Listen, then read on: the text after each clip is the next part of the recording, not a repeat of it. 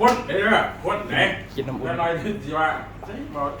คือเพราะว่านะอันนี้คือส่วนสุขภาพคนเอาสุขภาพคนมีอย่างแง่ครับเจ้าใส่ทุกกรรมเด้อตัวนี้กูซื้อว่ากระปิกระเป๋าตัวละเนาะเข้าใจกันไหนเนาะได้ยินบ่ มีบ้านอยู่เจอได้เลย ที่แท้คู่กันเด้อ ทำก็พิธี คู่แบบนี้ตัวนี้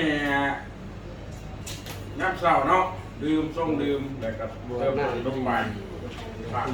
อ้าว ที่แกกับบริษัท ทาน แก เกมกันอ้าว ก็มีเสื้อของเขา สิ่งสำคัญอันนี้คือการรักษาสุขภาพของ ใน เรา หาพวกบาทตัวคุมมาเลย ใช่ป่ะถามว่าราคามันยังไงเนี่ยแต่ด้วยของโปรเป็นมีให้หยิบเอาใช่ป่ะกินดีอีดีเนี่ยบอกยังไงซะเพราะว่าได้ใส่เองข้าพเจ้าสมัยก่อนก็คือกันเนี่ยคิดว่ามันเป็นไปไหนโมว่าจริงๆเนี่ยเขาบอกเข้าใจตรงนั้นไอ้ก็ยังอาจารย์คงแก้วเนาะยังอาจารย์คงแก้วคนหนึ่งคือกินคิดใส่แล้วก็จำหน่าย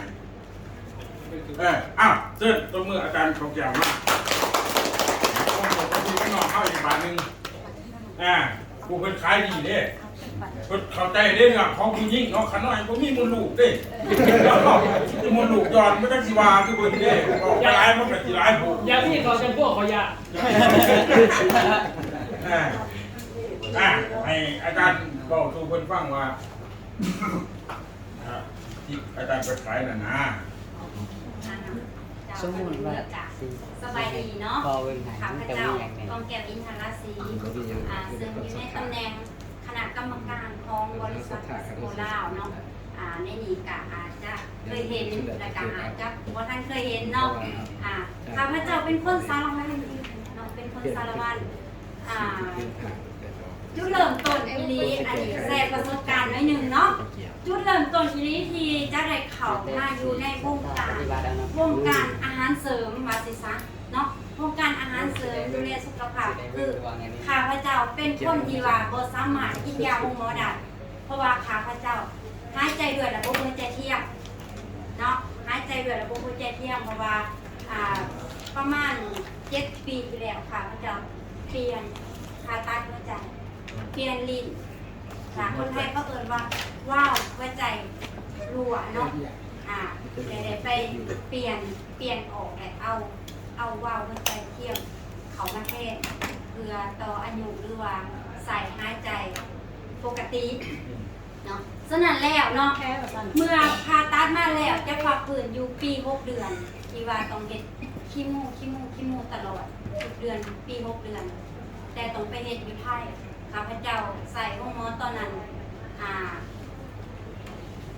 อุบลรัตน์ใครเคยไปห้องหมออุบลรัตน์เคยน้องไปผ่าตัดซึ่งผ่าตัดมือเดียวกันกับพิธีกรดังๆของช่อง7ก็คือกิ๊กดูเนี่ยกูบอกกิ๊กดูคนปัจจุบันนี้ว่าเราเป็นพิธีกรผ่าตัดมือเดียวกันแต่ระยะการผ่าตัดของเพิ่นหันใส่เวลาอยู่12 ชั่วโมงแต่ข้าพเจ้าใส่เวลาอยู่8 ชั่วโมงเพราะว่าเพิ่นจะเป็นคนอ้วนเนาะระยะการมันจะแตกต่างกันฉะนั้นแล้วหลังจากนั้นมาข้าพเจ้าก็ไปเฮ็ดคีโมตลอดปี6 เดือนเนาะแล้วหลังจากตอนนั้นมาก็ต้องไปทุกๆ6 เดือนไปเที่ยวนึงใส่เงินประมาณ7-8 หมื่นบาททุกรอบที่ไปหาหมอแต่ว่าเฮาด้วยการว่าง่ายว่าคือข้าพเจ้าเป็นแม่เลี้ยงเดียวตั้งแต่ลูกชายอายุ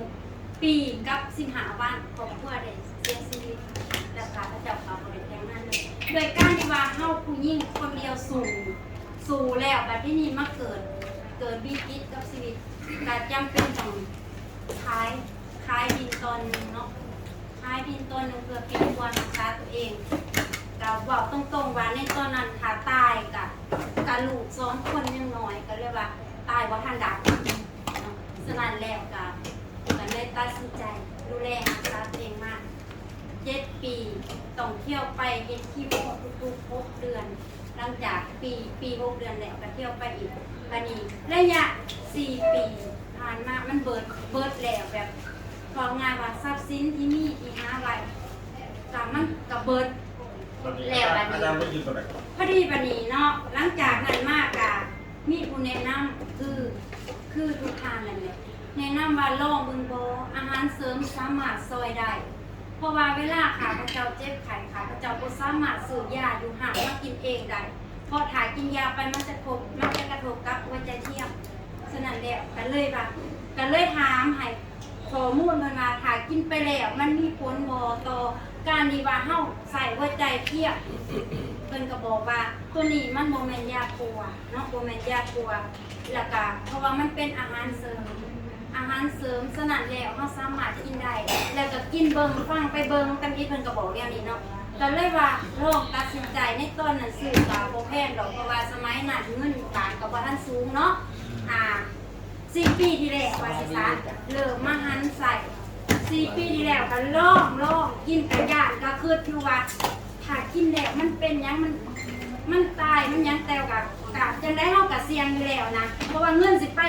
ต่อยาว่าง่ายซะสิไปหาหมอก็วีฉะนั้นแล้วค่ะพระเจ้าก็ได้เว้นหลังจากมากินเนาะกินอาหารเสริมก็รู้สึกว่าตัวเองเมื่อย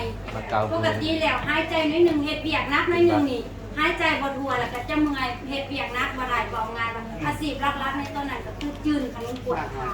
และก็ปลูกข้าวปลูกมีเพราะว่าข้าพเจ้าเป็นคนรู้ว่าตรงๆว่าเป็นคนที่ว่าต้นกำเนิดหรือว่าพ่อแม่บ่แม่นคนรวย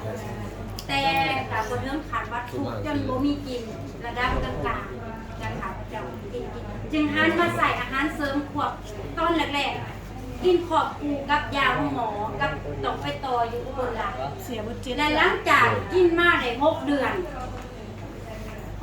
บัดนี้ก็เลยลองคอยป้าจากที่ว่ากินยาห้องหมอทุกๆวันลองป้ามาวันเว้นวันบอกไงว่าป้ามึงกินแล้วกินมา1 ปีป้ายาห้องหมอได้เลยแล้วหลังจากนั้น4 ปีผ่านมาที่ข้าพเจ้าใส่อาหารเสริมดูแลสุขภาพข้าพเจ้าบ่เคยเจ็บบ่เคยขัดแล้วก็เฮ็ดเวียกหนักได้บ่เคยเมื่อยเนาะแต่ว่าถ้าใครเป็นเพื่อน Facebook จะเห็นการเคลื่อนไหวข้าพเจ้าเพราะข้าพเจ้าเป็นคนมักเอาลง Facebook คุดรั่วคุดเว้าง่ายว่าคุดนั้นปลูกผักก็เฮ็ดขอกเป็ดขอกไก่เองเฮ็ดข้าพเจ้าเฮ็ดทุกอย่างเพราะว่าข้าพเจ้าบ่มีผัวมาเฮ็ดแท้แต่ข้าพเจ้าจะเป็นทั้งพ่อและแม่ให้ลูกฉะนั้นแล้วหลายคนคิดว่าเนาะอันนี้หลายคนคิดว่าข่อยแข็งแรงดีข่อยบ่จำเป็นต้องกินอาหารเสริมดอก